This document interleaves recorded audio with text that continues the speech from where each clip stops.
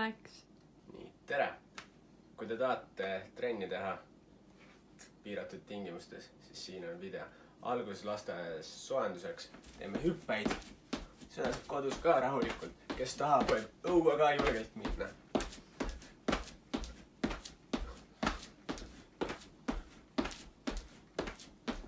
Kui on soojendus tehtud, võta korvpall.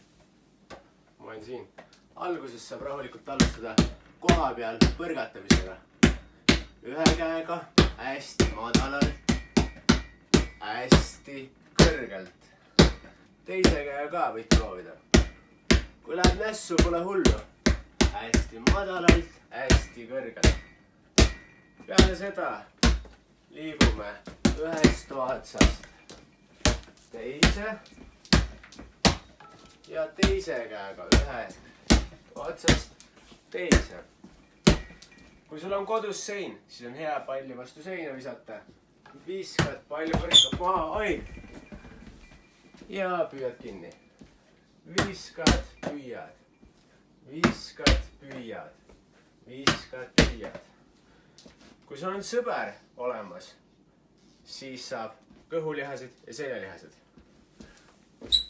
Mul kahjuks pole, võtan palli ja tulen palliga. 1, 2, 3, 4, 5, 6. Peale seda kõhuli. Kui on vanem, siis saab palli edasi anda.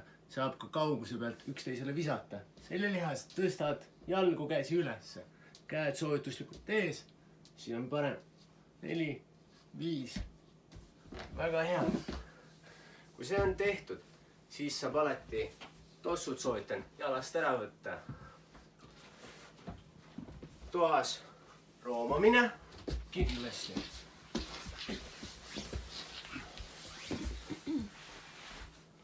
Minu laste lemmik teerull, kus saad rullida. Mul on natukene ruumi selleks vähe, aga saab rullida. Edasi ja tagasi. Peale seda kassi või koera kõnd. Au, au. Kindlasti ei unusta varvaste peal kõnd ehk päka peal kõnd. Siruta endal käsi ka ülesse. Kandede peal kõnd.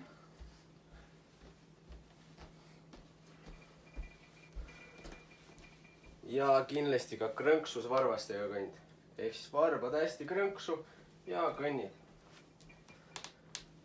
Et saaksid jalalabad tugevaks.